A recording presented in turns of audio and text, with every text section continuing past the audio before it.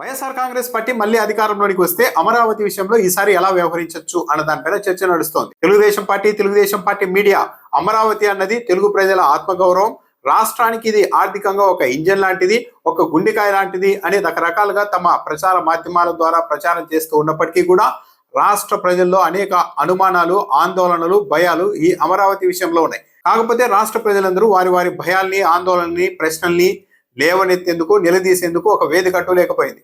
ఎవరైనా సరే ప్రశ్నిస్తే తిరిగి అమరావతికి ద్రోహులు, వీళ్ళు రాష్ట్ర ద్రోహులు అంటూ తెలుగుదేశం పార్టీ మీడియా చేస్తున్న దాడి ముందు సామాన్యులు తట్టుకునే పరిస్థితి కూడా లేదు. అమరావతి అన్నది కేవలం కొందరు ప్రైవేటు వ్యక్తుల డ్రీమ్ ప్రాజెక్ట్ అన్న అభిప్రాయం చాలా విస్తృతంగా ఉంది. డిప్యూటీ సీఎం పవన్ కళ్యాణ్ గారు గతంలో ఇదే మాట డైరెక్ట్ గా ఆయన వ్యాఖ్యానించారు. ఈరోజు కూటమిలో ఉన్నారు కాబట్టి ఆయన ఇప్పుడు తన అసలైన భావాల్ని వ్యక్తీకరించకపోవచ్చు, కానీ అమరావతి అన్నది తెలుగుదేశం పార్టీకి సంబంధించిన నేతల ఒక గేటెడ్ కమ్యూనిటీ అన్నది పవన్ కళ్యాణ్ గారు సూటిగా చెప్పారు. ఈ అభిప్రాయం రాష్ట్ర వ్యాప్తంగా చాలా విస్తృతంగా ఉంది. అమరావతికి వ్యతిరేకంగా ఎవరైనా ఒక అభిప్రాయాన్ని వ్యక్తీకరించినా సరే ఒక్కసారిగా తెలుగుదేశం పార్టీ మీడియా దాడి చేస్తున్న విధానం చూస్తే ఎవరికైనా ఆందోళన కలుగుతుంది. ఉత్తరాంధ్రకు సంబంధించిన సీనియర్ నాయకుడు ధర్మాన ప్రసాదరావు మొత్తం ఉత్తరాంధ్రని నిర్లక్ష్యం చేసి అన్ని తీసుకెళ్లి అమరావతిలో పెడుతున్నారు. ఇలా అయితే వెనుకబడిన ప్రాంతాల సంగతి ఏంటి అని ఒకే ఒక్క ప్రశ్న చాలా పొలైట్ గా ప్రశ్నిస్తే తెలుగుదేశం పార్టీ మీడియా మొత్తం ధర్మాన ప్రసాద్ పైన విరుచుకుపడింది. అంటే తమ ప్రాంతం సంగతి ఏంటి అని ఒక సీనియర్ నాయకుడు ప్రశ్నిస్తేనే అతడు అమరావతి ద్రోహి, రాజకీయ ఉద్దేశాలతో చేస్తున్నారు, అమరావతి విధ్వంసం కోసం ఈ వ్యాఖ్యలు చేస్తున్నారని తెలుగుదేశం పార్టీ మీడియా దాడి చేస్తోంది. అంటే దాని అభిప్రాయం ఏంటి? అమరావతి అన్న దాని గురించి ఎవరూ కూడా మాట్లాడడానికి వీలు లేదు. అంటే ఒక ఆధిపత్య భావజాలాన్ని ఇక్కడే ప్రదర్శిస్తోంది తెలుగుదేశం పార్టీ మీడియా. ధర్మాన ప్రసాదరావు మా ఉత్తరాంధ్రకు అన్యాయం జరుగుతోంది అని అన్నప్పుడు తెలుగుదేశం పార్టీ కావచ్చు, మీడియా కావచ్చు, ప్రభుత్వం కావచ్చు, ఎక్కడ అన్యాయం జరిగింది, అన్యాయం జరగలేదు అని అడ్రస్ చేసి వివరంగా చెప్పాలి. కానీ అసలు మీరు మాట్లాడడానికే వీల్లేదు, మాట్లాడితే అమరావతి ద్రోహులు అని అంటూ ఉన్నారు అంటే మొత్తం ఒక ఆధిపత్య భావజాలంతో ప్రశ్నించిన ప్రతి ఒక్కరిని అణిచివేసే ధోరణితోనే తెలుగుదేశం పార్టీ ముందుకు వెళ్తోంది అన్నది ఇక్కడ అర్థమవుతోంది. ఇలాంటి ధోరణి చూసిన తర్వాత చాలా మందికి ఒక అనుమానం అయితే ఉంది. అమరావతి అన్నది ఇలా లక్షల కోట్ల రూపాయల ప్రజాధనాన్ని, రాష్ట్ర ప్రజలందరికీ సంబంధించిన లక్షల కోట్లు తీసుకొని వచ్చి ఒకసారి అమరావతిని డెవలప్ చేసిన తర్వాత, ఒక స్థాయికి తీసుకొని వచ్చిన తర్వాత అప్పుడైనా సరే మిగిలిన ప్రాంతాల మనోభావాల్ని ఈ అమరావతి ప్రాంతం అంగీకరిస్తుందా, గౌరవిస్తుందా అన్నది ఒక పెద్ద ప్రశ్న. అంతా రెడీ అయిన తర్వాత మీ ఇష్టం ఉంటే ఉండండి, వెళ్ళిపోండి అని అంటే మిగిలిన ప్రాంతాల సంగతి ఏంటి?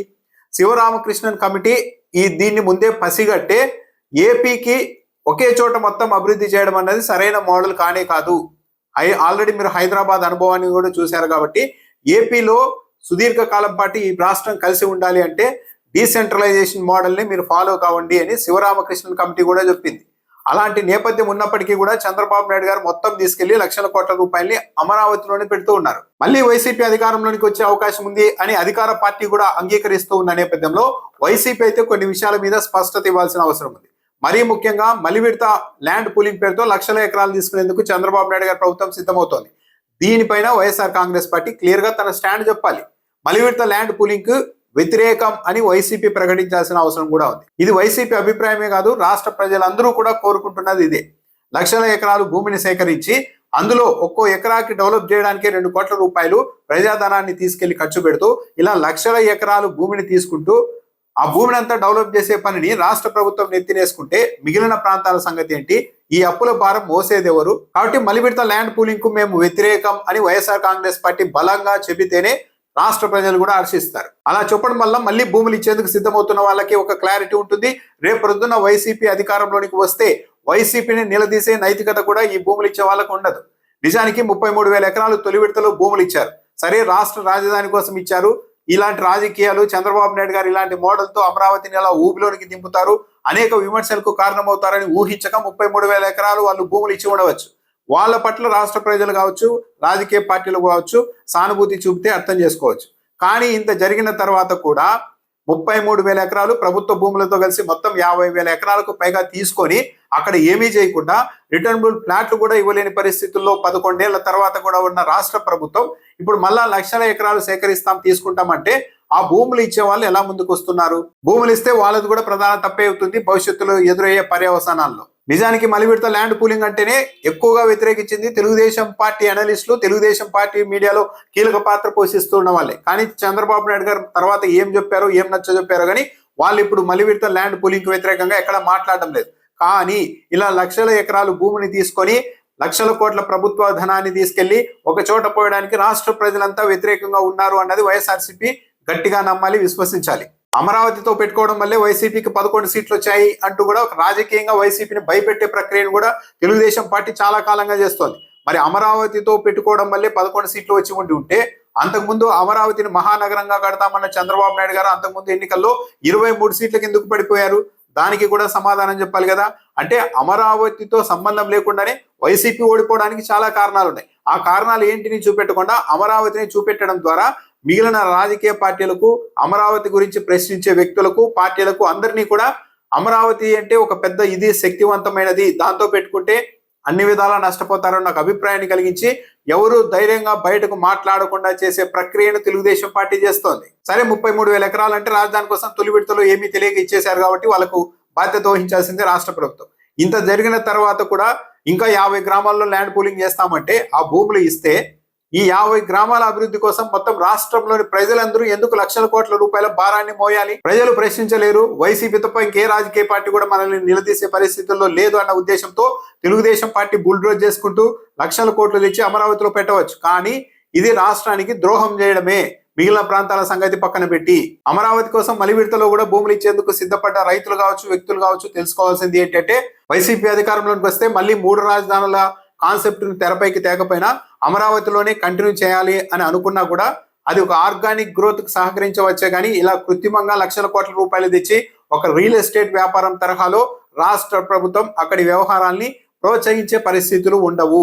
తన మీడియా బలంతో తెలుగుదేశం పార్టీ అందరినీ అదరగొట్టి బెదరగొడుతూ ఉండవచ్చు కానీ, ఆధిపత్య భావజాలాన్ని ప్రదర్శిస్తూ ఉండవచ్చు కానీ, అమరావతి విషయంలో ఇలా లక్షల కోట్లు తెచ్చి ఒక చోట పోసి ఒకే ప్రాంతాన్ని అభివృద్ధి చేయడం, దాంతో పాటు 33,000 ఎకరాలు కాకుండా ఇంకా లక్షల ఎకరాలు తీసుకుంటామని ఎవరిని అడగకుండా, కనీసం అఖిలపక్ష సమావేశాలను ఏర్పాటు చేయకుండా, మిగిలిన రాజకీయ పార్టీల అభిప్రాయాలు తీసుకోకుండా, వైసీపీని కన్సర్న్ లోనికి తీసుకోకుండా ఇలా ఏకపక్షంగా నిర్ణయాలు తీసుకోవడం ద్వారా భవిష్యత్తులో అమరావతికి ఇతర రాజకీయ పక్షాలు కానీ, మరీ ముఖ్యంగా అధికారంలోకి వస్తే వైసీపీ కానీ బాధ్యత వహించాల్సిన అవసరం లేని పరిస్థితిని స్వయంగా చంద్రబాబు నాయుడు గారే తీసుకొస్తున్నారు. దాంతో పాటు అమరావతిని కదిలించలేరు, అమరావతి జోలికి వస్తే ఇదైపోతారు అదైపోతారు అని చెప్పడం ద్వారా అమరావతికి జగన్మోహన్ రెడ్డి ప్రధాన విలన్ అని ప్రచారం చేయడం ద్వారా ఈ ప్రచారాలన్నీ తర్వాత కూడా వైసీపీ అధికారంలోకి వస్తే అప్పుడు అమరావతికి మరింత నష్టం ఉంటుంది.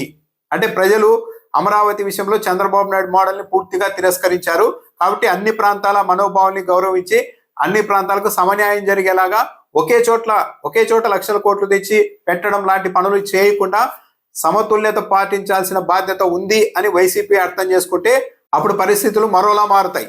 సో మలి విడతలో కూడా భూములు ఇస్తున్న వాళ్ళు సిద్ధంగా ఉండాల్సింది ఏంటంటే వైసీపీ అధికారంలోకి వస్తే ఈ మోడల్ తరహాలో లక్షల కోట్లు తెచ్చి పెట్టే అవకాశం ఉండదు. కాబట్టి మళ్ళీ వాళ్ళు కూడా టెంటలో కూర్చోవడానికి కూడా సిద్ధంగా ఉండాల్సి ఉంటుందేమో ఒకసారి పరిశీలన చేసుకోవాల్సిన అవసరం ఉంది.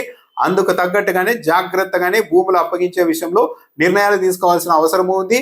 భూములు ఇచ్చేసి వాళ్ళకు ఏటా పింఛన్ల రూపంలో, కౌలు రూపంలో వేల కోట్ల రూపాయలు ఇప్పటికే రాష్ట్ర ప్రభుత్వం చెల్లిస్తున్న వ్యవహారాన్ని చూసిన తర్వాత మిగిలిన రాష్ట్ర ప్రజలకి కూడా ఈ విషయాలన్నీ అర్థమైతే రాష్ట్ర ఖజానా నుండి భూములు ఇచ్చిన వాళ్ళకు ఇలా ఏటా వేల కోట్ల రూపాయల కౌలు ఎందుకు ఇవ్వాలి, ఈ భారం అంతా మేమెందుకు మోయాలి అన్న అభిప్రాయం స్థిరపడితే, బలపడితే అమరావతి ప్రాంత వ్యక్తులు మరింత ఒత్తిడికి గురయ్యే అవకాశం కూడా ఉంటుంది.